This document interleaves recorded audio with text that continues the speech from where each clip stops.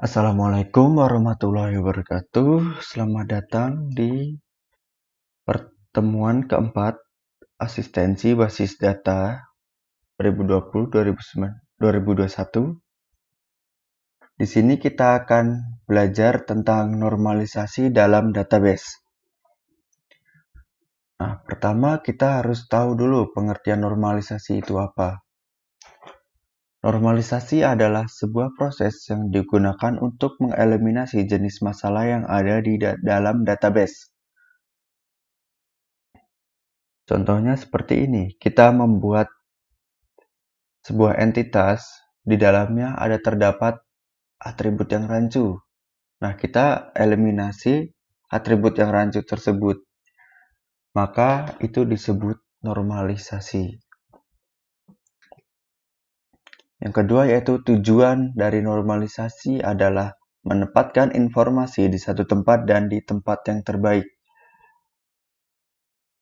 Tujuan ini digunakan untuk memudahkan user atau pengguna dalam melihat suatu informasi. Di sini kita akan belajar 3 bentuk normalisasi. Yang pertama yaitu first normal form atau 1NF. Syarat dari 1NF yaitu harus mempunyai atribut yang tidak multi-value atau single value. Maksudnya di sini adalah value ini di entitas tersebut. Jadi langsung ke contohnya saja. Nah, di sini kita punya entitas school building. Di dalamnya terdapat atribut code, name, address, dan classroom. Nah, dari keempat ini kita lihat mana yang multi value. Dikarenakan 1NF atributnya harus single value semua. Nah, ini code di sini single value. Dikarenakan instansnya adalah kode-kode, hanya kode-kode saja. Kemudian nama single value juga, address di sini single value juga, pasti alamat. Kemudian classroom di sini dapat kita asumsikan classroom itu multi value dikarenakan classroom itu bisa mempunyai atribut seperti nama kelas, nomor kelas, atau ukuran kelas, dan lain-lain, sehingga dapat kita normalisasikan atau kita buat entitas baru di sini classroom karena dia itu multi value. Nah, classroom di school building kita coret. Kita buat entitas baru bernama classroom yang di dalamnya ada primary key number, mandatory floor, dan size. Nah, di classroom di sini kita hapus dikarenakan sudah kita buat entitas baru. Ini yang kanan ini adalah bentuk normalisasinya. Nah, sehingga entitas relasi tersebut atau entitas ini yang salah menjadi seperti ini. Kemudian cara membacanya yaitu suatu school building terdapat mempunyai beberapa classroom. Kemudian beberapa classroom terdapat di school building. Kemudian lanjut ke normalisasi yang kedua. Normalisasi kedua mensyaratkan bahwa atribut non-UID bergantung pada atau menjadi properti karakteristik dari seluruh UID. Nah, langsung ke contoh saja. Nah, di sini contohnya produk supplier. Di sini primary key-nya ada 2, harus kita bikin atribut baru, entitas baru. Jadi, dalam satu entitas hanya terdapat satu primary key atau tanda hashtag ini.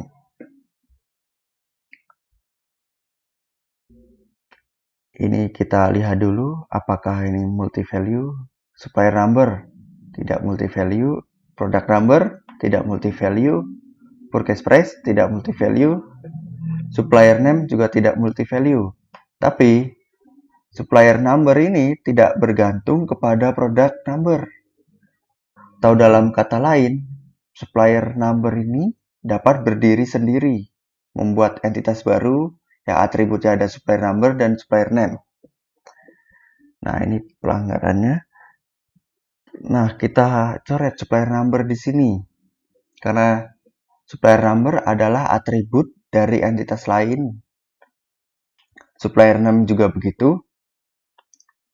Sehingga kita buat entitas baru bernama supplier yang isinya ada supplier number dan supplier name. Ini. Kemudian product number-nya menjadi seperti ini.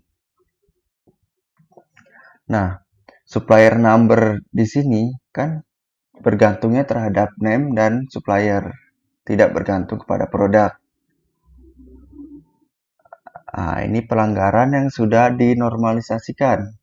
Cara membacanya adalah beberapa produk disuplai oleh supplier.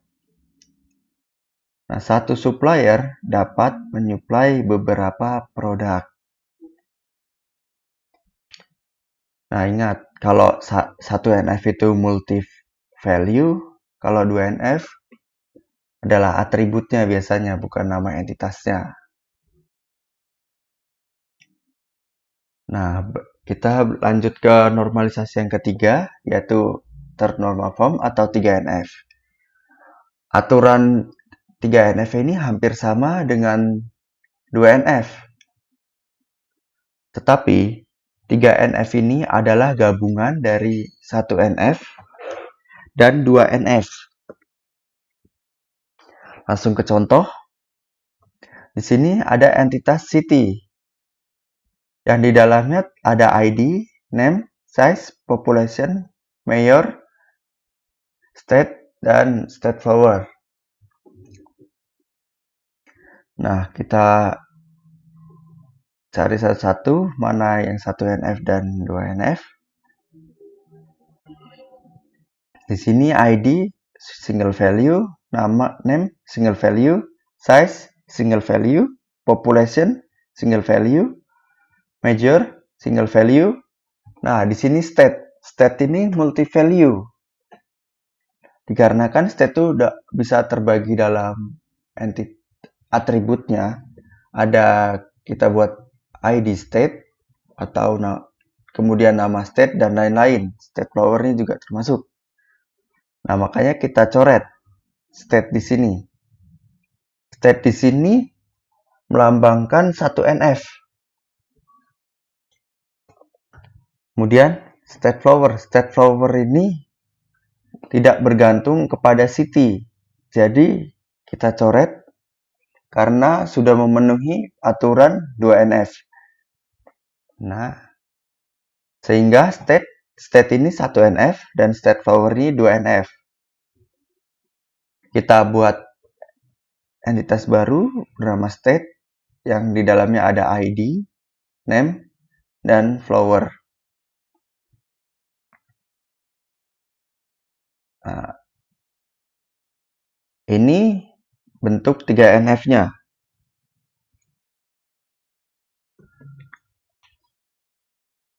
Cara membacanya ialah seperti ini nih. Beberapa city ada di suatu negara. Suatu negara mempunyai beberapa city. Kemudian kita cari perbedaannya. Nah, ini beda 1NF, 2NF, dan 3NF. Kalau di 1NF itu atributnya harus single value. Atribut. Kemudian 2NF Atribut non-UID bergantung pada properti atau menjadi properti UID lainnya dalam satu entitas tersebut. Kemudian 3NF, atribut non-UID tidak bergantung satu sama lain. Atau mudahnya 3NF ini adalah gabungan 1NF dan 2NF. Sekian pertemuan kali ini.